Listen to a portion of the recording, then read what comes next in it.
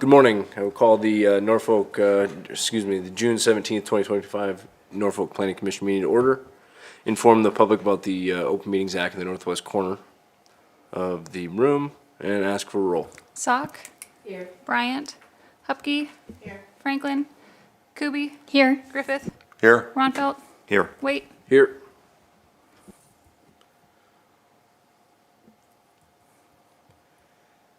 I'd ask for approval of the full agenda. Move to approve. I'll Second. Motion in 2 seconds.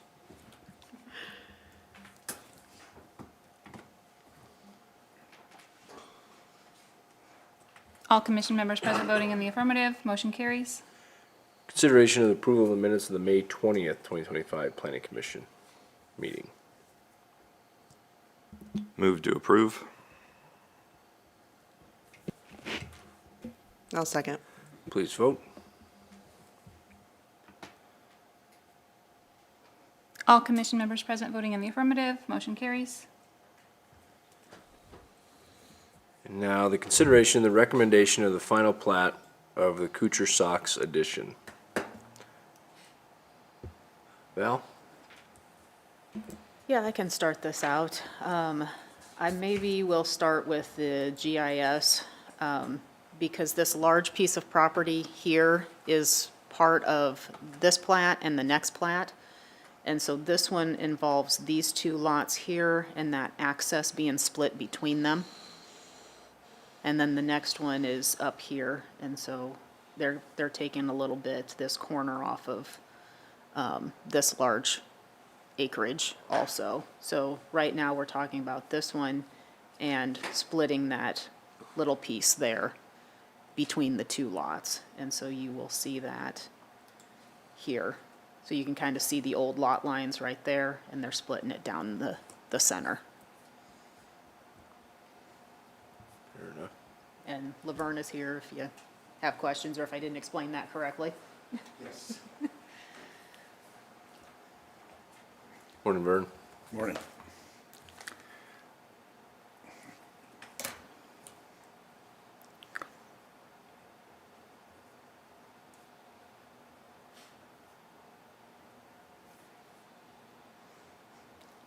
Okay, I'm here to represent the owners of this one is Kuhar edition, and Val's explained it quite well. We're just combining the tracks that like Kuhar owned on the north side. He basically there were several tracks that were included there. He had purchased it in the past. We've included both those as one track, and on the south, the sock is like it originally was. But what we're doing is Paul Abler had owned he had allowed himself a 40-foot access in between the two tracks, and it's grown up with cottonwood trees now, and the neighbors expressed interest in buying it, so he said he would sell it to him. And Steve's here to explain anything if you want to talk to his son. I don't know if he wants to come up or not.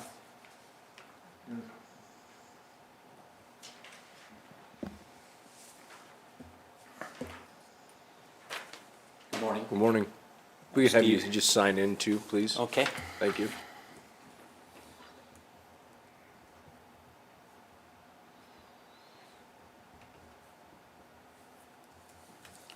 I think it's pretty well explained. The roadway between Sauk and Kuhar has been overgrown with trees and things. And we feel there's plenty of access to the 80 behind there. And we had two interests in buying the roadway. And do I talk about the other one as well at this time or not? You probably can, Yeah, I that's guess. fine. Okay. We'll get to it. Okay. It's just accommodating both of the residences on both sides of that roadway. And then up north, you have J.R. Strong, or Elwin, and Marta Strong. And they have a well in that pasture. So we're just splitting off an acre there for them to, rather than do an easement, we'll split them off an acre. Just again to accommodate their something should have been done a long time ago.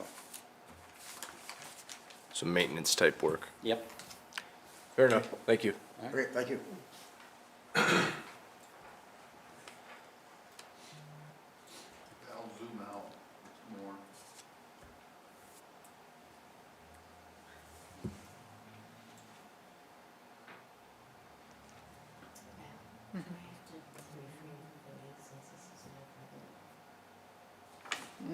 Probably couldn't hurt, we have enough to, yeah.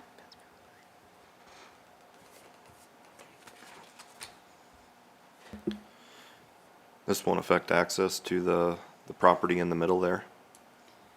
It doesn't appear so. It looks like they still have one access point down here from the east. They would still have two from the north here and over here.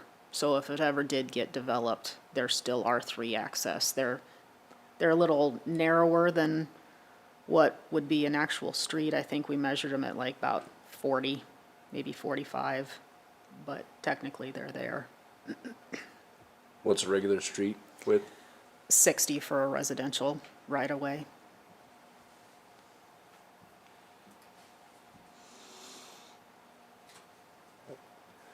Seeing that though, everything else is above board. Correct, yes.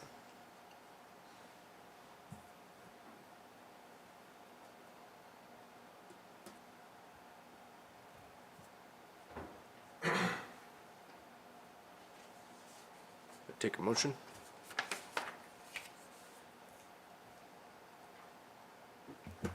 I'll make a motion to approve the recommendation of the final plat of Kuchar Sox Edition. Hope I pronounced that right.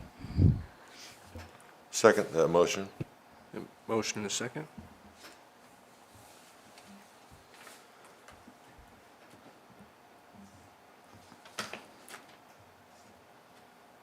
Voting in the affirmative, Hupkey, Ronfelt, Waite, Kuby, Griffith, abstaining, Sock, motion carries.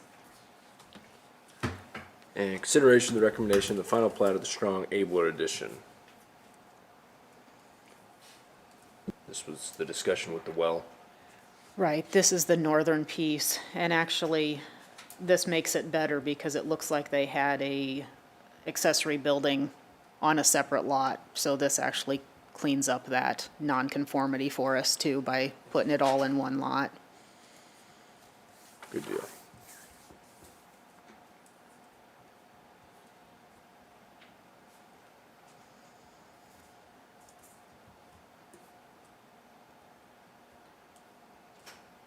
Take a motion. There's no further discussion. I'll make a motion to consider recommendation of the final plat of the Strong Abler Edition. Well, Second. Please vote.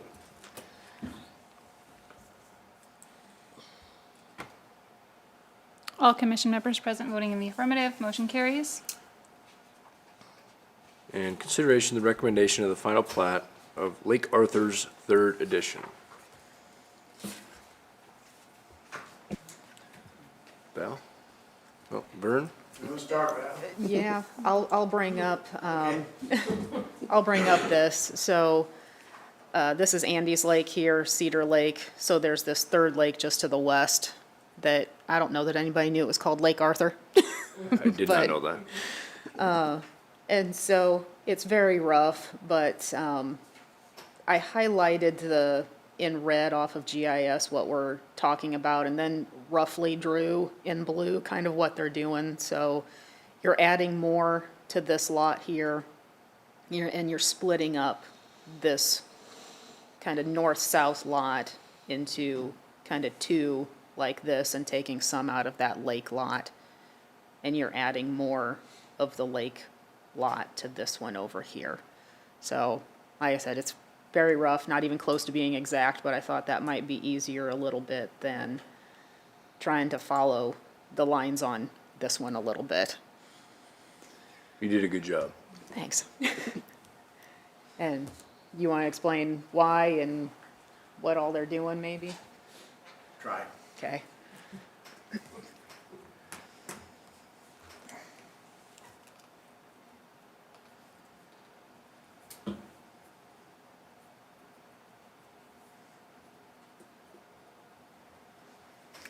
We'll start with the lot in the upper right-hand corner, which is Scott Gazelle's. And basically, all he's doing is he's extending it. He built a new house on his original Lot 5, and he wanted additional land to the north, and the land to the north is all basically sand. So he extended it up there and ran it over to where it intersected the river. The only reason for that was he wanted more area. Get us, Scott McCoy, he was splitting that into two different tracks, and so he'll have an extra lot to sell there along the river. And there could be other reasons for it, which I don't know. We go over here to the west, and it's track 3 belongs to Phil Gazelle. And if you see, there's a little cutout there, kind of it bulges out there on the original, and that's where his septic was at that time, where his drainage fields. So when they were changing this plat here, they decided he was going to buy it clear over to the entrance that's left to Lot 2, just because I guess it's a more practical use, 'cause you can't build on that track there. Cleans it up a little bit for them. And then the area, that's this 100-foot area to the south of that still allows access to Lot 2, to Lake Arthur. Lake Arthur is named that way after our dryer. That's the grandfather. Any other questions? Good, okay, thank you. Thanks, Vern.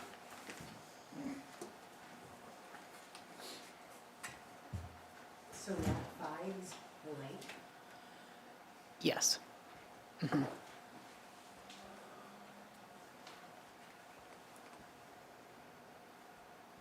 On that Gazelle lot, that western or the eastern point, northeast point of the split, Up here?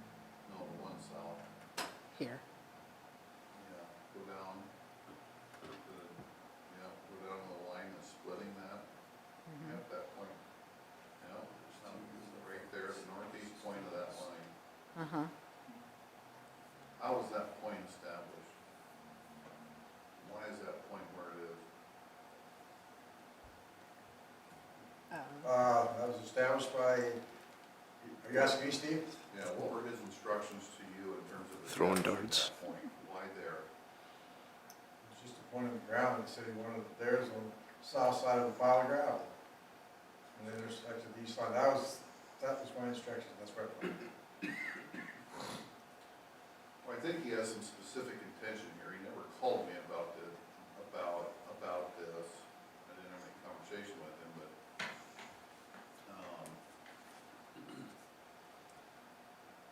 I'm fine with it. But I think there's some intent there on his part. Could be. What would you think the intentions would be? Well, he built a house there, and he has to pay a sewer connection fee based on the length of that lot adjacent to the sewer.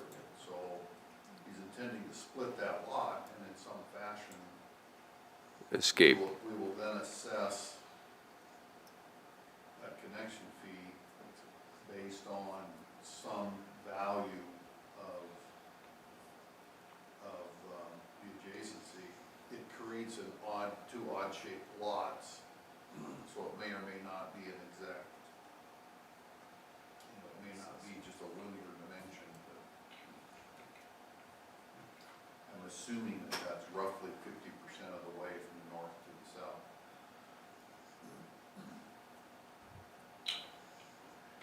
The back and forth.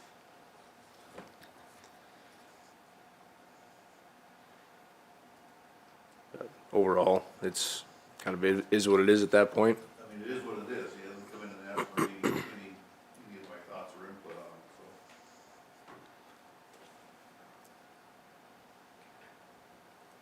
so. Fair enough. It's my understanding that's a family-owned lake. Correct.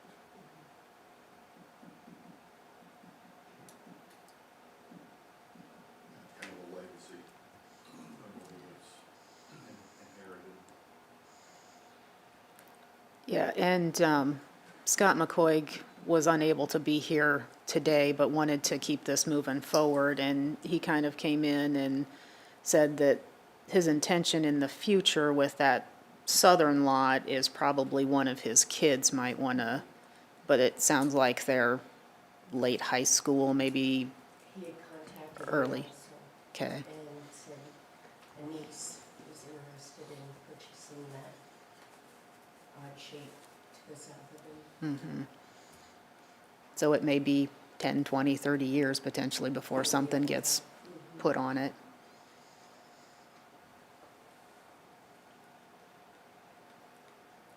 He said they were trying to make enough lots for family to continue building. Gotcha. Okay.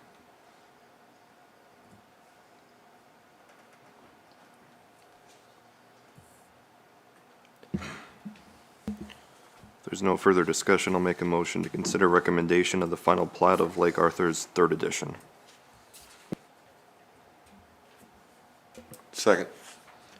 A motion to second, please vote.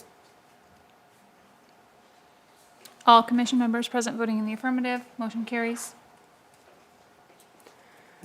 And consideration of the recommendation of a sidewalk waiver requested by River Fork Villas LLC on property addressed as 1113 Canoe Street.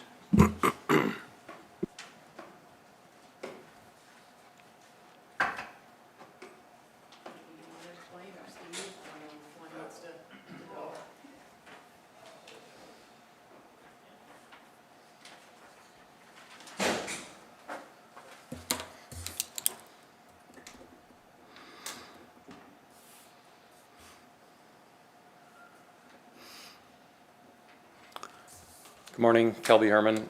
Morning. Little history behind that. That property is owned by the Norfolk Housing Authority and River Fork 2 Villas. It's part of an income-based housing project that I was the developer and the builder.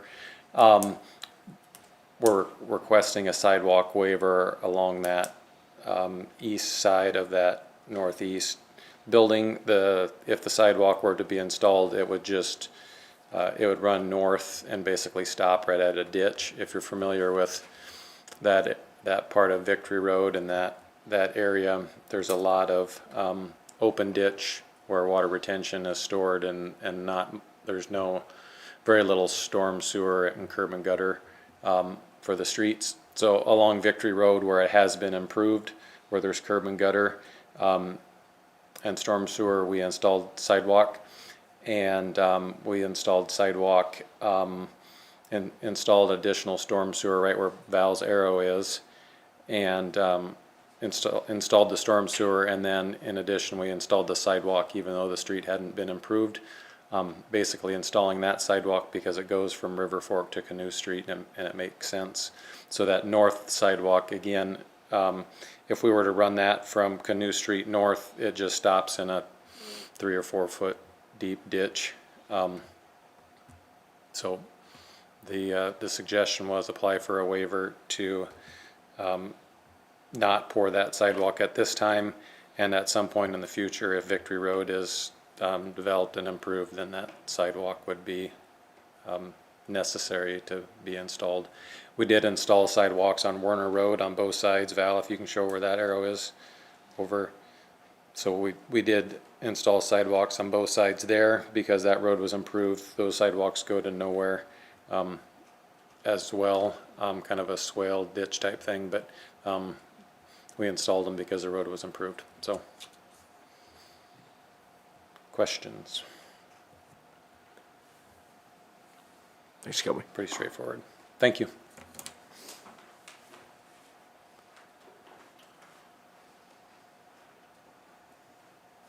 Steve, you don't have any concerns with this?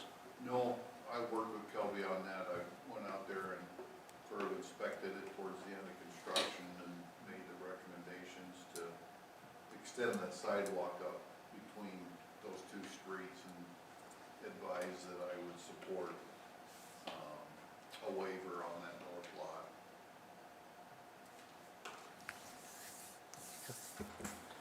Steve, there are no immediate plans to improve the street? No, the immediate plan on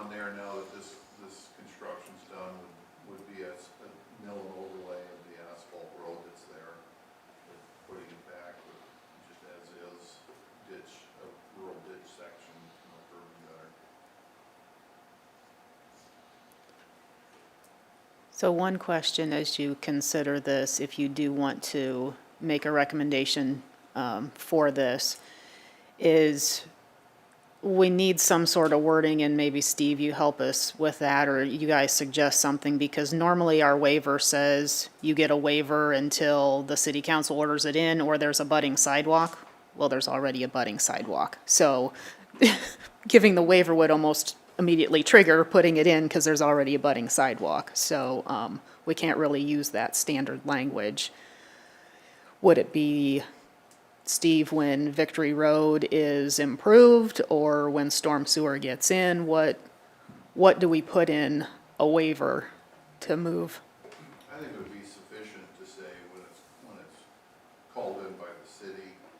I would see this particular piece being called, it might be called in, but it would be constructed as part of converting that road from a rural section to an urban section. So it would probably be part of the city project. Okay. We might assess the homeowner. So it's really just about, we would essentially call in the sidewalk telling the homeowner that we're gonna put it in and we're gonna bill you for it. Okay, so yeah, this is a homeowner's trigger when, they do a title search, they would find this to let them know that a bill is potentially coming their way, so. So you could say I would say the simplest is just when the city calls in or requests the sidewalk to be constructed. And this particular lot is owned by Norfolk Area Housing.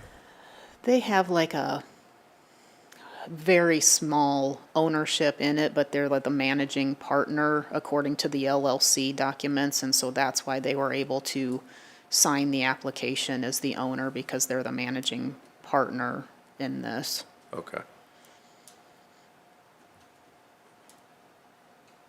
And that, I'm just thinking ahead is when these are finished and they're not, randomly, oh, I didn't know this was happening, like, just so they're, we let them know that, hey, if this is coming in 3 to 4 or 5 years, like, you're gonna be responsible for the bill. Right. Just that, as a homeowner, I would not want that either, but at the same point, it's like, hey, you knew about it when we talked about it, when you bought it. Right. So just a explanation on how those projects work. The housing units there are competitive tax credit projects, income-based units.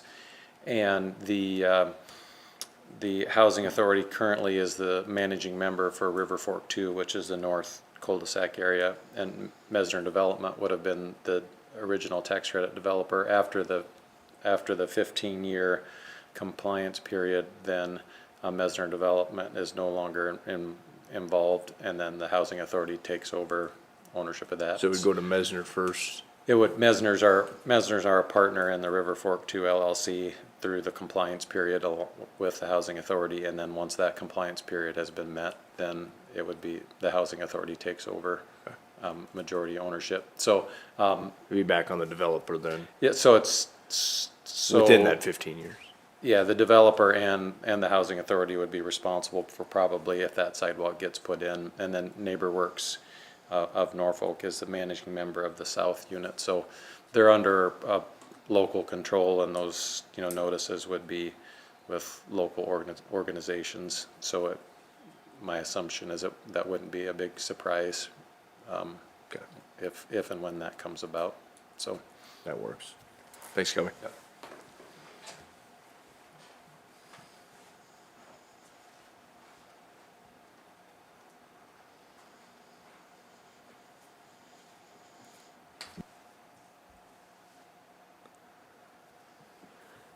Take a motion? Move for consideration of recommendation of a sidewalk waiver requested by River Fork Village 2 LLC on property addressed as 1113 Canoe Street. Second? Motion a second. All commission members present voting in the affirmative, motion carries. Val, May 2025 building report? Okay, so May 2025, single-family detached, we had 3 new ones.